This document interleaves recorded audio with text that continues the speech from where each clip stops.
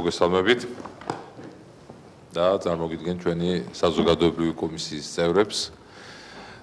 ალბათ იცნობთ ზაზა შათირიშვილი, იან თაძე, ნათია კუპრაშვილი, ნათია კაპანაძე, ზვია დევდარიანი, თამაშ ჯოლოგუა და სადახრა არნო სტეპანია. ესეთი ფორმატი გვაქვს, ყველა აპლიკანტთან ჰქონდა ასეთი ფორმატი მუშაობის, დაახლოებით 5-7 წუთი წარდგენა და მოკლე პრეზენტაცია თქვენივე კონცეფციის და შემდგომ საბჭოს კომისიის წევრებს ექნებათ კითხვები თქვენს მიმართ და პასუხი. დიდი მადლობა. მე გახლავართ მერაბ ქათამაძე, ვარ ინფორმაციული სისტემების მართვის სპეციალისტი. ვიყავი დამფუძნებელი და რედაქტორი ერთ-ერთი კერძო ტელეკომპანიისა, რომელმაც 1991 წელს მიიღო ლიცენზია. 5 წელი მაუწყებლობდით კიდეც, ეს იყო რეგიონალური ტელეკომპანია. შემდგომ გახლდით დამფუძნებელი და დირექტორი გამომცემლობა აზრის. შემდგომ ჩემმა კოლეგებმა ამირჩიეს საქართველოს წიგნის გამომცემელთა და გამავრცელებელთა ასოციაციის ხელმძღვანელად. გახლდით თბილისის წიგნის ფესტივალის დირექტორი. ვკითხულობდი ლექციებს თბილისის სახელმწიფო უნივერსიტეტში, საგამომცემლო საქმის კათედრაზე. ბოლო წლებში ძალიან დაინტერესებული ვარ ეგრეთ წოდებული ნაკადური მაუწყებლობით, ინტერნეტ მაუწყებლობით, ეგრეთ წოდებული live stream-ით. მაქვს არხი livestream.com-ზე რეგისტრირებული პროდიუსერი გახლავართ, არხს ეწოდება სამოქალაქო ინტერნეტ მაუწყებლობა და იგი გადასცემს პირდაპირ ეთერში სამოქალაქო აქტივობებს არასამთავრობო ორგანიზაციების აქტიური მოქალაქეური პოზიციის მქონე ადამიანებისა.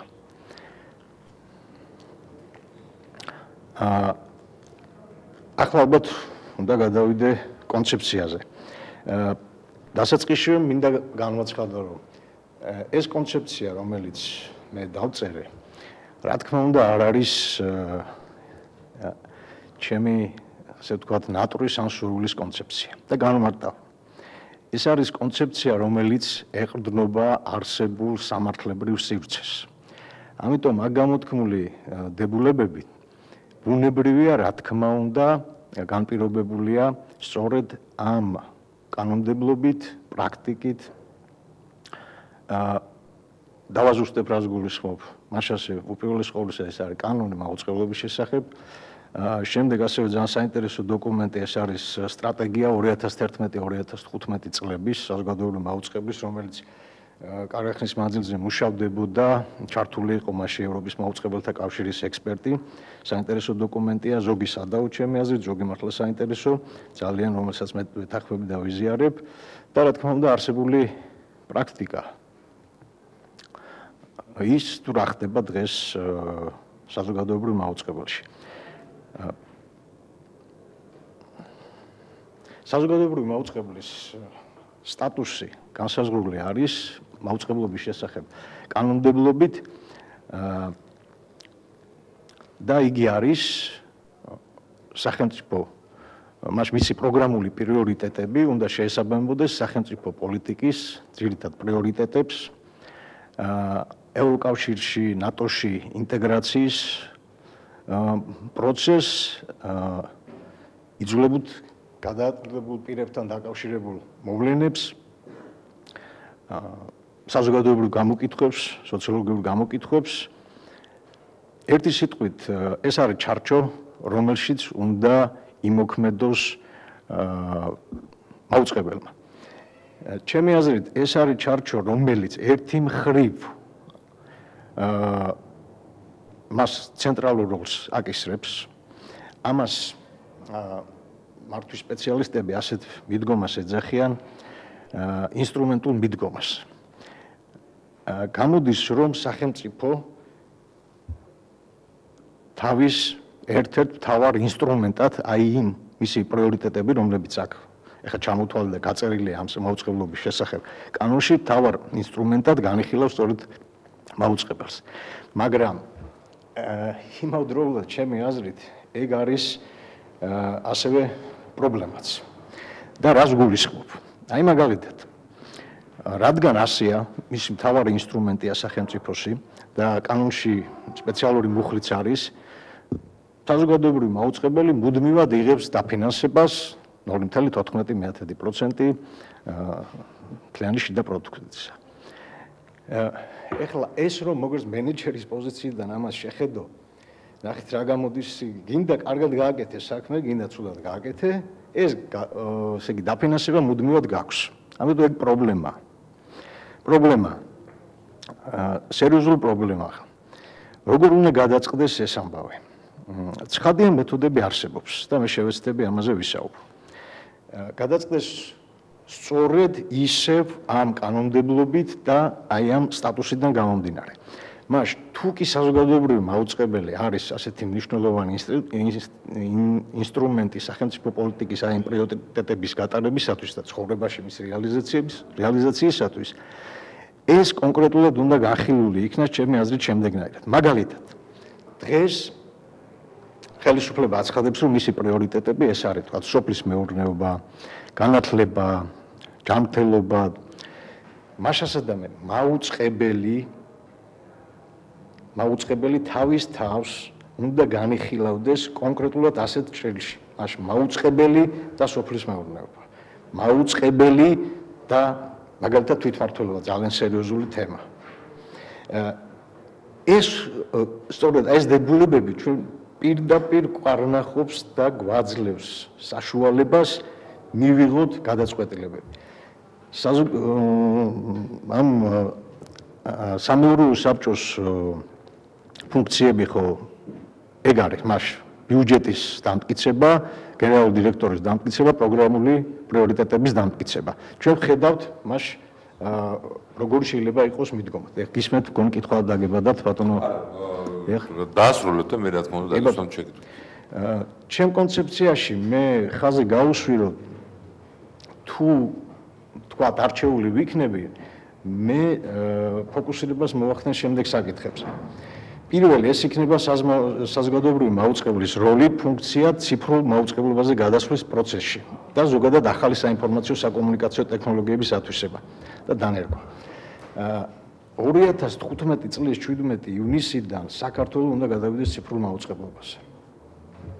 არ ვიცი, არ მომწონს როგორ მიდის ეს პროცესები დღეს, მე მგონი ჩვენ ვაგვიანებთ. მით უმეტეს პრობლემა იქნება საზოგადოებრივი მაუწყებლისთვის, იმიტომ რომ არ არის გარკვეული მაგალითად ასეთი საკითხი. საზოგადოებრივი მაუწყებელს ექნება თავის მულტიპლექსი? თუ ექნება, როგორ უნდა გამოიყენოს მან, მაგალითად იქ გადასვლა იმას გულისხმობს, რომ სერიოზული რესურსები გამოთავისუფლდება და ვის უნდა მისცეს ეს რესურსები? თვითონ უნდა გადაწყვიტოს ეს თუ კომისიამ უნდა გადაწყვიტოს? ან თუ არ ექნება, იმიტომ რომ ვიცი რომ არის მოსაზრება ასეთი, რომ მოდი ეს გადავცეთ ერთ კომერციულ, ასე ვთქვათ, კომერციული მულტიპლექსი იყოს, მაგრამ მან საზოგადოებრივი მაუწყებელს უფასოდ, ასე ვთქვათ, შესთავაზოს დისტრიბუცია, გავრცელება და ამ შემდეგ, მაგრამ რომ არ დავუბრუნდეთ, მე ეს კითხვები მინდა უკან დაგებრუნოთ. თქვენი აზრით, უნდა კონდეს საზოგადოებრივ მაუწყებას თავისი მულტიპლექსი? მე მეორე კითხვებს მე შევყვები კითხვებს ბარემ ციფრულთან დაკავშირებით. თვითონ კომუნიკაციების ეროვნულმა კომისიამ უნდა გადაწყვიტოს თუ საზოგადოებრივმა მაუწყებელმა რა განთავსდეს აი ამ მულტიპლექსში. აქ თქვენ სამ კითხვას რა კრიტერიუმების საფუძველზე უნდა გამოიყოს თავისუფალი არხები? ყველა ამ კითხვაზე შეგიძლიათ თქვენ თვითონ უპასუხოთ, ხო? ჩამოაყალიბეთ შემოგთავაზოთ ჩემი პასუხები. თქვენი პასუხი არის საინტერესო ჩვენთვის. კი ბატონო, მოდელის შერჩევა შეიძლება ერთისის და მეორესიც. ეს მოდელები არსებობს. არის ქვეყნები, სადაც საზოგადოებრივ მაუწყებელს მისცეს მულტიპლექსი, არის ქვეყნები, სადაც კომერციულ ასე ვთქვათ, კომპანიამ ააგოს და შემდეგ გადაეცა. ეხლა აქ, როდესაც გადაწყვეტილებას მივიღებთ, რა უნდა დავთვალოთ? აი ჩემი აზრით. მე ამას მივუდგები, ასე ვთქვათ, ამ შემთხვევაში მენეჯერის პოზიციიდან. ესე იგი, თუ ჩვენ ვიტყვით, რომ მივცეთ კომერციულ ესე იგი კომპანიას მულტიპლექსი და მე მან უფასოდ გაატაროს საზოგადოებრივი მაუწყებელი მისი სიგნალები, ეგ ნიშნავს შემდეგს, რომ ეს კომპანია, რადგან უფასოდ უნდა იყოს საზოგადოებრივი მაუწყებლისთვის, ამას ასახავს ტარიფში, რომელსაც შეთავაზებს სხვა შემდეგ დამოუკიდებელ კერძო ტელემაუწყებლობებს, კერძო არხებს. ანუ მათთვის მისი მომსახურება გაძვირდება, იმიტომ რომ კერძოა, კერძო ტელეკომპანია ეს მულტიპლექსი ვისაც აქვს და ბუნებრივია, მან თანახარჯები უნდა ამოიგოს და მოგებაზეც უნდა გავიდეს. მაშ ასე, ესე იგი, უნდა წავიდეთ ამ გზით, უნდა წავიდეთ, რომ გაუძვიროთ კერძო მაუწყებლებს ჩვენ მულტიპლექსის გადასახადი. მეორე შემთხვევაში, თუ ვაძლევთ ჩვენ მივიღებთ გადაწყვეტილებას ასე, როგორც მე ვთქვი, თქვა მენეჯერულად დავთვალეთ და ჩავთვალეთ, რომ ასე არ ვარგა და მოდი საზოგადოებრივ მაუწყებელს უნდა კონდეს თავის საკუთარი მულტიპლექსი, მაშინ მე ვფიქრობ, რომ კანონით უნდა გაიწეროს აი ეს საკითხები, რაც აქ მე ჩამოვწერე. კანონით უნდა დარეგულირდეს, ვინ უნდა გადაწყვიტოს ესა თუ ის საკითხი. კომისიამ თუ საზოგადოებრივმა მაუწყებელმა. რომ წდებოდეს თქვენი აზრით ვინ უნდა გადაწყვიტოს კომისიამ თუ საზოგადოებრივმა მაუწყებელმა, რომელი არხები და რა კონტენტი გატარდეს საზოგადოებრივი მაუწყებლის კუთვნილ მულტიპლექსში. მე ვფიქრობ, რომ არის რაღაც საკითხები, რომელიც შეიძლება გადაწყვიტოს საზოგადოებრივმა მაუწყებელმა, მაგრამ არის საკითხები, რომელზეც სულ მინიმუმ რაღაცა გარკვეული თანხმობა მაინც თუ გადაწყვეტილება არის საჭირო ექნება კომუნიკაციის ეროვნული კომისიისგან. ეხლა რატო იცით რა, არსებული კანონმდებლობა მოითხოვს ამას თვითონ. თუმცა, რადგან ჩვენ მივდივართ ამ დიგიტალიზაციის, ანუ გაციფრულების გზით, კიდე ერთი საკითხი დადგება აუცილებლად დღის წესრიგში, ცვლილებები და დამატებები კანონში, მაუწყებლობის შესახებ და კიდე ალბათ ელექტრონული კომუნიკაციის შესახებ კანონში. სერიოზული სამუშაოებია. მე ახლა ამ წუთში შემიძლია მხოლოდ ვისაუბრო ამაზე, შევთავაზო სხვადასხვა მოდელები. მე დავაკონკრეტოთ, თქვენ ხედავთ სამეურვეო საბჭოს როლს ამ ნაწილში, რომ ამ კანონმდებლობაზე უნდა იმუშაოს სამეურვეო საბჭო. რა თქმა უნდა, იმიტომ რომ დღეს რეგიონებში თითქმის 60%-მდე ხომ მოსახლეობა, რომელიც ეთერულად სიგნალს იღებს. ანუ გულისხმობ, რადგან ციფრულზე გადავდივართ, პრობლემა 60% რეგიონში მოსახლეობისას დაუდგება. ქალაქში ნაკლებია, მაგრამ ჯამურად რო ვთქვა, თითქმის ნახევარზე 50% შეექმნება პრობლემა და ეს პრობლემა უმთავრესი სწორედ საზოგადოებრივი მაუწყებლისა, მან კიდე სხვა პრობლემას დადგება, რადგან ციფრულ სტანდარტზე გადავდივართ, გაიზრდება კონკურენცია, იმიტომ რომ ბევრი არხი, ბევრი პროგრამა შეეთავაზება მაყურებელს, სწორედ ამას გულისხმობს გაციფრულება ერთ გარკვეულ არხში უფრო მეც გაატარებ ტელეკომპანიას, ვიდრე არსებული მოდელია. დიდი მადლობა, ძალიან სიღრმისეულად წავედით საზოგადოებრივი მაუწყებლის გაციფრულებისა და ზოგადად გაციფროვანების პრობლემაზე. რა თქმა უნდა, ჩვენი კომისიის კომპეტენცია ამ ეტაპში ცილდება. მე ერთი შეკითხვა მექნება თქვენივე აი გამოთქმული მოსაზრებით, სწორად შენიშნეთ ზაღამ მიკროფონი ავიღე ხელში. ახსენეთ სამთავრობო პრიორიტეტები, განათლება, სოფლის მეურნეობა, ჯანდაცვა და აი ამ ჭრილში უნდა უყურებდეს საზოგადოებრივი მაუწყებელი თავის პრიორიტეტებს. ანუ თქვენ მიგაჩნიათ, რომ თავარი სამთავრობო გზავნილები უნდა იყოს საზოგადოებრივი მაუწყებლის პრიორიტეტები? ბატონო ზვიად, მე არ მიმაჩნია, კანონი ითხოვს ამას. თუმცა მე არ მინდა ეს გავიგო, კანონი. შემიძლია ზუსტად ის მუხლი წავიკითხო. როცა არის ლაპარაკი პრიორიტეტებზე, აი საზოგადოებრივი მაუწყებლის პრიორიტეტები.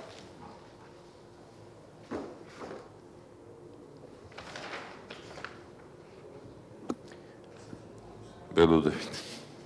პროგრამული პრიორიტეტები. კითხულობ. ეს არის მუხლი მე-20, პირველი პუნქტი. სამეურვეო საბჭო განსაზღვრავს საზოგადოებრივი მაუწყებლობის პროგრამულ პრიორიტეტებს საქართველოს საშინაო და საგარეო პოლიტიკის ძირითადი პრიორიტეტული მიმართულებების, მათ შორის ნატოსა და ევროკავშირის ინტეგრაციის, საქართველოს ოკუპირებულ ტერიტორიებთან დაკავშირებული მოვლენების, საზოგადოებრივი აზრის კვლევის შედეგების, მაუწყებლობის პრიორიტეტების სახელმწიფო პოლიტიკის ძირითადი მიმართულების პრიორიტეტების გათვალისწინებით. ჩვენ შეზღუდული ვართ. გარკვეული ჩარჩოთი, ამ ჩარჩოთი მე სწორედ ამას გულისხმობ, ერთი მხრივ ეს სიძლიერეა, მეორე მხრივ სისუსტეა, პრობლემაც არის. არა, სოფლის მეურნეობა ბუნებრივია არის პრიორიტეტული თემა, მაგრამ იმ პროგრამული ხედვებით, რომელიც მთავრობას აქვს, მიასევს ამ კითხვას. რა უნდა განვიხილოთ მაგალითად ჩვენ არის თუ არა მაგალითად დღეს სოფლის მეურნეობა, განათლება და ჯანდაცვა საქართველოს საშინაო პოლიტიკის ძირითადი პრიორიტეტები. უბრალოდ არისო. ბატონო, ეს რომ მთავრობამ არ გამოაცხადოს, ისედაც განათლება არის პრიორიტეტული სახელმწიფოსთვის. მაგრამ როგორ? ნებომეც არ დაგეთანხმოთ, ეს გააჩნია. დღეს ასეა, ხვალ შეიძლება შეიცვალოს ეს მთავრობისთვის. მთავრობისთვის კი, სახელმწიფოსთვის არის მნიშვნელოვანი მეთქი მე ვთქვი. მთავრობა სახელმწიფოს წარმოადგენს. ჩვენ ავირჩიეთ. დავავალოთ რომ კიდევ სხვა ვინმე წარმოადგენს, ხო? რა თქმა უნდა. ვისაუბროთ, რომ საზოგადოებისთვის არის მნიშვნელოვანი, ხო? დიახ. ადამიანებისთვის, რომლებიც აზრს ქმნიან, ესე ვთქვა და არ არიან მთავრობაში. დიახ. შესაბამისად, ალბათ სახელმწიფო მოუწყებლობის ბორდმა მაგაზეც უნდა იზრუნოს და არა მხოლოდ ვთქვათ იმ სიტყვებზე და იმ ვთქვათ ვექტორებზე იყოს საუბარი, რაც არის რაზდევს იქ. და მე მგონი, რომ იქ კანონი არ გსხუდავს. ანუ ეს არის ჩემი აზრით და ჩემი აღქმით, ეს არის დამატებითი ვექტორები, რომელზეც აქცენტის გაკეთება არის საჭირო. თორე ის რომ ვთქვათ, განათლება არ არის პრიორიტეტი, მაგაზე არც ნათქვამი არის და ვერავინ მაგას ვერ სიტყვის და შეიძლება ვეთანხმება ბატონ ზვიადს, რომ ზედმეტიც იქნება ახლა რომ ჩაწეროს ადვე რომ განათლება არ იქა არის ჩვენთვის პრიორიტეტი, ხო? უკაცრავად. უკაცრავად კომისია ხო არ დაიყალა რომ უკვე მოსაზრებების გამოთქმაზე გადავედით. კი. ბატონო, თქვენ არ გამოთქმულა მოსაზრება? ახალი ამბების გაშუქების სტანდარტებში თქვენ ბრძანებთ, რომ ამახვილებთ ყურადღებას იმაზე, რომ ყველაზე დაბალანსებული იყოს საზოგადოებრივი მაუწყებელი საარჩევნო პროცესების გაშუქების დროს და ამბობთ, რომ ერთადერთი პრობლემა რჩება ოპერატიულობა და ოპერატიულ მოვლენებზეც განარსოს საარჩევნო კამპანიის გაშუქების სტანდარტი. თქვენ თვითონ როგორც მაყურებელს გაკმაყოფილებდათ ის სტანდარტი, რომელთაც შუქდებოდა არჩევნები საზოგადოებრივი მაუწყებლის მიერ? მე როგორც მაყურებელს, რა თქმა უნდა, უფრო მეტი მსურს, მაგრამ მეორე მხრივ მე ისიც უნდა ვაღიარო, რომ ეს დასკვნა, ეს შეფასება არის ავტორიტეტული ორგანიზაციის მიერ გაკეთებული. მეტიც იმ ნეტა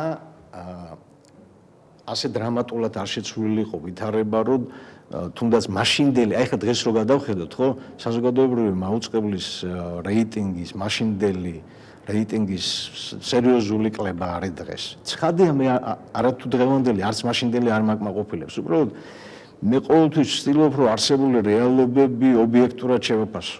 მით უმეტეს, როდესაც ლაპარაკი არის თუ გინდა შენ წარმოადგენდე ისეთი სერიოზული ინსტიტუციას, როგორც არის საზოგადოებრივი მაუწყებელი. აქ ძალიან ფრთხილად უნდა ვიყო მე მხოლოდ შევეცადო საკუთარი სუბიექტური და თუნდაც ემოციური დამოკიდებულებები გამოხატო. ეს არის რეალობები. მე რა მინდა გალუტონათე, მე რას ვირჩევდი? აი მაგალითად თუნდაც ავიღოთ, ხო, აი თქვა შევთანხმდეთ, რომ აი შეფასდა, რომ ეს მეტნაკლებად უკეთესი იყო მაშინ ვიდრე ახლა საარჩევნო პროცესის გაშუქება. იქამდე მაინც მივიდეთ. ეს მაინც შევძლოთ, რომ იგივე იმ ორგანიზაციამ, ახლა ეს ახალი ამბების გაშუქებაც იგივე რეიტინგით შეგვიფასოს. მე როცა ახალ საერთოდ ამბებზე ლაპარაკობ, აქ მე მინდა ხაზი გაუსვა, რომ საზოგადოებრივი მაუწყებელი უნდა აშუქებდეს და ძირითადი პროცენტი სწორედ საზოგადოებრივი ახალი ამბების გაშუქებაში ეს უნდა იყოს ჩვენი ქალაქების და სოფლების ამბები.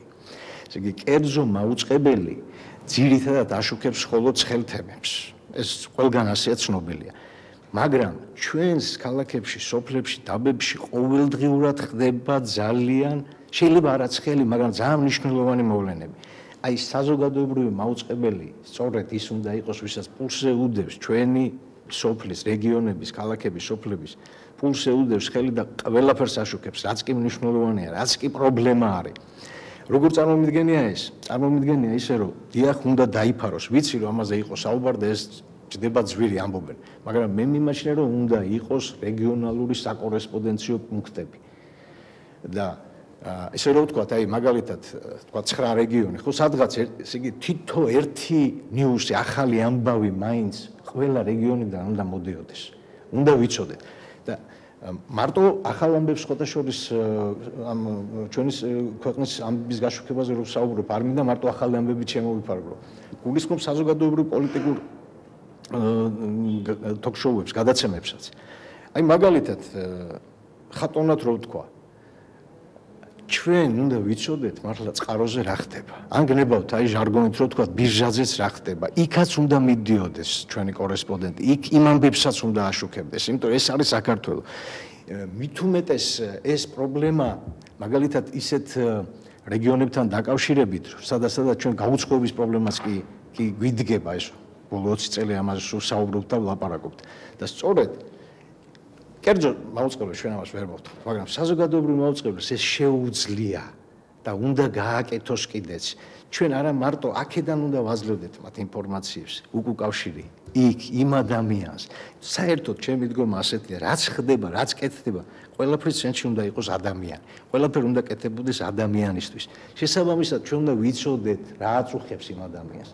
ეს ამოცანა მხოლოდ შეიძლება დადგეს საზოგადოებრივ მაუწყებლის წინაშე.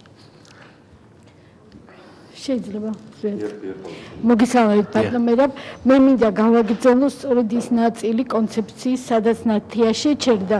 თქვენ შემდეგ წერთ, რომ საზოგადოებრივ მაუწყებელს აქვს პრობლემა ოპერატიულად დასახოს ის მოვლენები, რაც მოულოდნელად იჩენს თავს და მაგალითად მოყვანილი გაქვთ ეს ციხის კადრები. ამის გარდა ვიცით, რომ 26 მაისით ძალიან გვიან გააშუქეს და არა ოპერატიულად გააშუქეს. მიგაჩნიათ თუ არა თქვენ, რომ ეს არის ოპერატიულობის პრობლემა, როგორც აქ წერთ, თუ მაინც შეგვიძლია ვიფიქროთ იმის შესახებ, რომ ეს სინამდვილეში არ არის ოპერატიულობის პრობლემა, არამედ აქ არის რაღაც სხვა პრობლემა.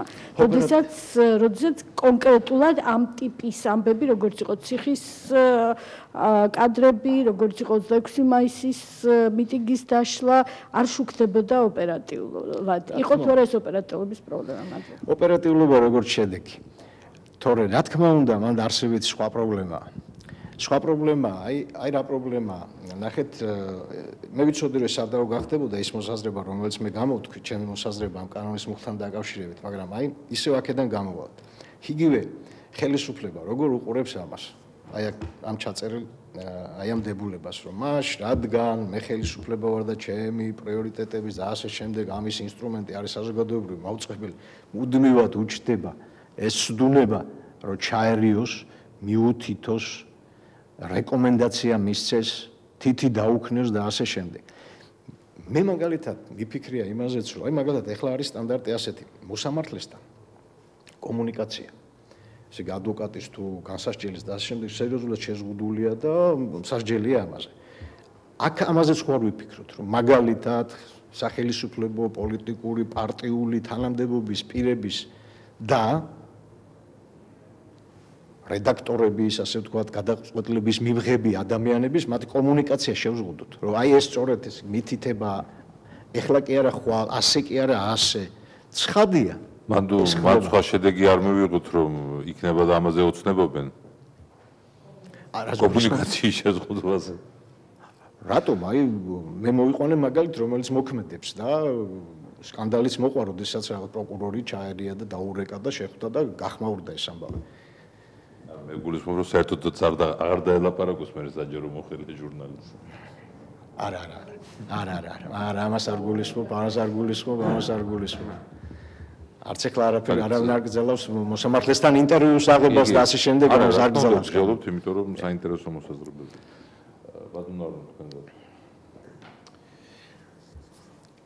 წარმოვიდგინოთ, რომ არჩევნები ბრძანდებით პირველი არხის ბორცვში და აგრეთვე წარმოვიდგინოთ, რომ ოპოზიცია მართავს მრავალრიცხოვან მიტინგს. გააშუქებთ თუ არა პირდაპირ ეთერში? მე საზოგადოებრივი მაუწყებლის სამეურვეო საბჭოს წევრს ამის უფლება არ აქვს. გავაშუქებ თუ არ გავაშუქებ. მაგრამ ჩემი რეკომენდაცია არის, რა თქმა უნდა, ყველა მეტნაკლებად მნიშვნელოვანი მოვლენა, რაც იწვევს მასადამე ადამიანების აღელვებას, გამოსვლას, შეკრებას, მოთხოვნას, დიახაც უნდა აისახოს, დიახაც უნდა გაშუქდეს. და ჩემი უფლებამოსილების ფარგლებში, რა თქმა უნდა, მე ამ საკითხს დავაყენებ. ვეცდები, რომ ასეც მოხდეს. სხვათა შორის ძალიან კარგია ეხლა ძველ კანონისგან განსხვავებით, ეხლა არის უნდობლობის გამოცხადების, ესე იგი, შესაძლებლობა არის.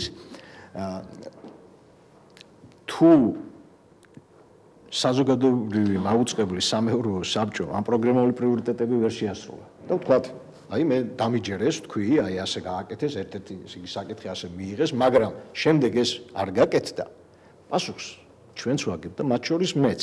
იმიტომ რომ პარლამენტი იტყვის, რომ პროგრამული პრიორიტეტი არ შეასრულეთ. აი იყო ეს, ხომ თქვით თქვენ, ხომ მიიღეთ, ჩაწერეთ. აი ეხლაც მაგალითად პროგრამული პრიორიტეტები რო გადახედოთ ახლანდელიც მოქმედ მშვენიერი, მაგრამ არ სრულდება. არ სრულდება მაგალითად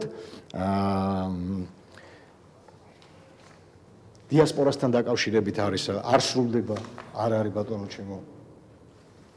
კიდევ შემიძლია ნახო სერიოზული, რომელსაც ვისურვებდი, რომ სრულდებოდეს, არ სრულდება. ამიტომ ძალიან კარგია ეს ცვლილება აქ და პლუს კიდე ასევე ძალიან მომწონს ისიც, რომ ბიუჯეტი თუ ვერ შევასრულეთ, ამისთვის მარტო მაუწყებელი მე იმას კი არ მოთხოვს პასუხს ფინანსურ დირექტორს, ფინანსურს თავი დავანებად. არამედ თვითონ მაუწყებლებიც აგებენ პასუხს. ამ შემთხვევაში ახალი კანონით ძალიან გაიზარდა პასუხისმგებლობა სამეურვეო საბჭოს. ძალიან გაიზარდა.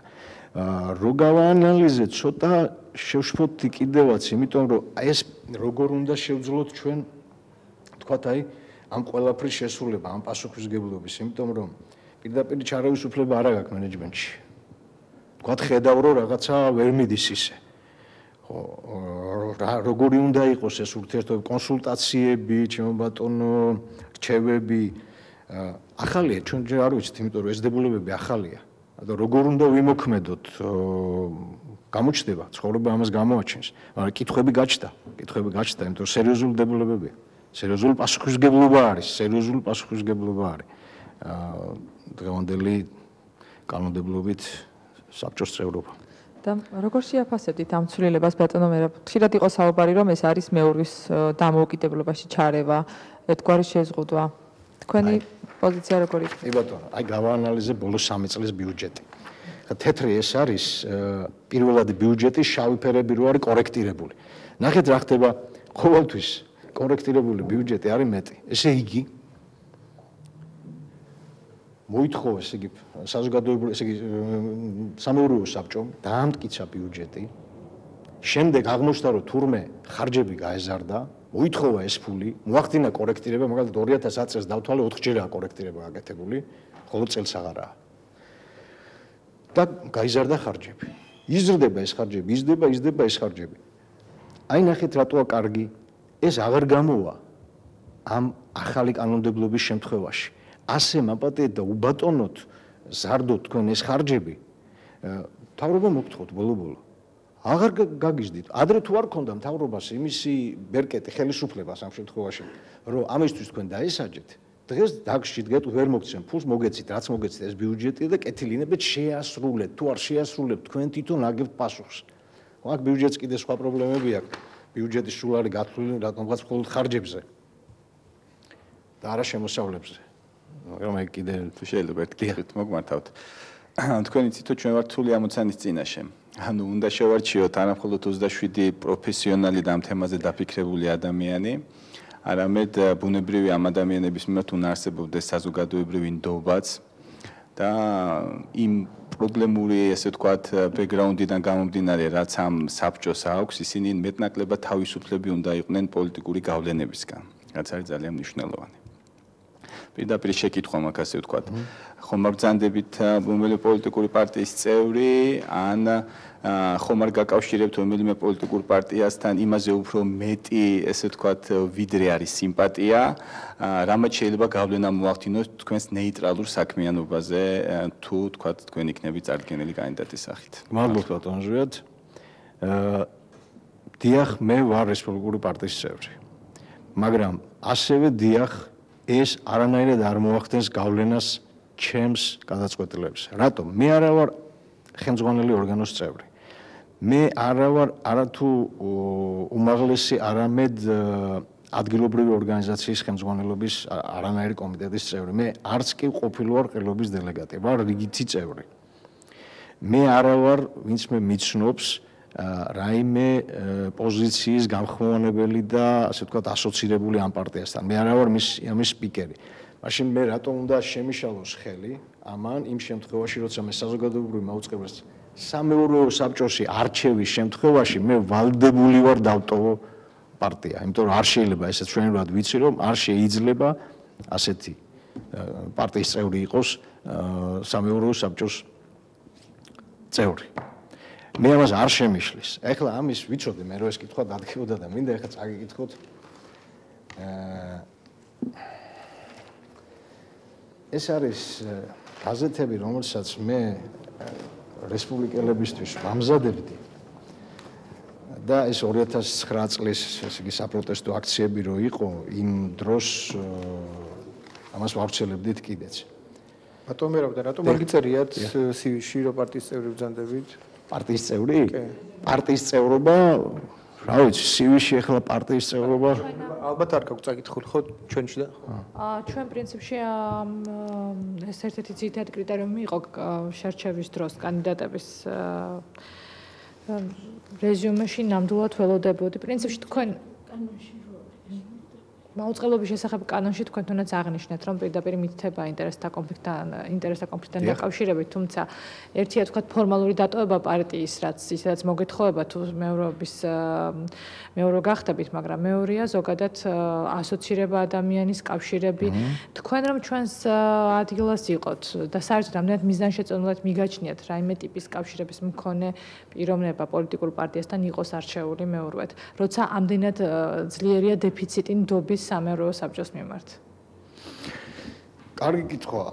მე მაგ კითხვას უპასუხებდი ისევ სამართლებრივ ჭრილში. და სხვა მხრივ ეს მუდმივად იქნება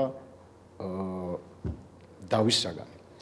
სამართლებრივად მდგომარეობა არის ასეთი, რომ სამეურვეო საბჭოს წევრი იზღუდება სწორედ, რომ ის არ შეიძლება იყოს პოლიტიკური პარტიის წევრი. კანდიდატს ეს შეზღუდვა არ აქვს. კანდიდატის თაობაზე არც თქვენ დებულებაში ეს ნათქვამი არ არის. ესე იგი, მაშინ თუ ჩვენ ასე მკაცრად და მესმის საიდან მოდის ეს არის ნდობის საკითხი, რო პოლიტიკური გავლენებისგან და ასე შემდეგ და ასე შემდეგ, ესე იგი, გავათავისუფლოთ საზოგადოებრივი მაუწყებელი, მაგრამ ნახეთ ჩვენ რას მივიღებთ, თუ კი ამას ძალიან ესე ხისტად გავიგებთ ამ პრინციპს. მაშინ გამოვა რომ ეს იქნება ადამიანის დისკრიმინაცია პარტიული ნიშნით. ადამიანის დისკრიმინაცია პარტიული ნიშნით. იმიტომ რომ სურს ადამიანს რაღაცა საქმე გააკეთოს, რაღაცა პოზიცია მოიპოვოს. კანონი მას როგორც კანდიდატს არ ზღუდავს. კანონი მას ავალდებულებს, რომ თუ გახდება, უნდა მთავრობაშიც მოგეხსენებათ, ეს არის ასეთი მინისტრად რომელიღაცა უწყების, ეს არის ძილთად ძალოვანი და ვალდებული ხდებით თქვენ დატოვოთ. ეს კოლიზია დაიძლევა მე პირადად მაგ ასეთი შეხედულება, მე რამდენიც არ უნდა გიმტკიცოთ ახლა თქვენ რომ მაშ მე ჩემზე გავლენას ვერ მოახდენენ პარტიულად და ასე შემდეგ, ეგ არ გამოვა, თქვენი სტაბილურობა გააქვთ, დაგრჩებათ ეს, მაგრამ მე ამას ვუდგები ასე. სამართლებრივ ჭრილში მივუდგეთ ამას. მე არ მზღუდავდა არაფერი, რომ შემომეტანა ეს განაცხადი თქვენთან. მე შევეცდები, რომ კანონის წინაშე მე კანონის მოთხოვნები შევასრულო. დიდი მადლობა. სხვა კითხვა არის? დიდი მადლობა, ბატონო მერაბ, გისურვებთ წარმატებებს. დიდი მადლობა.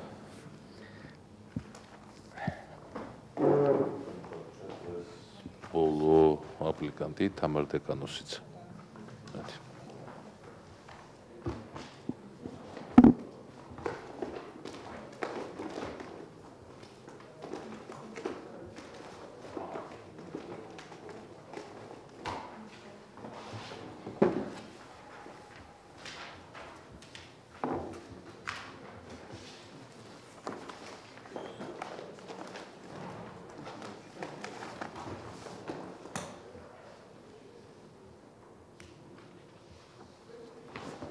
დიდი მადლობა.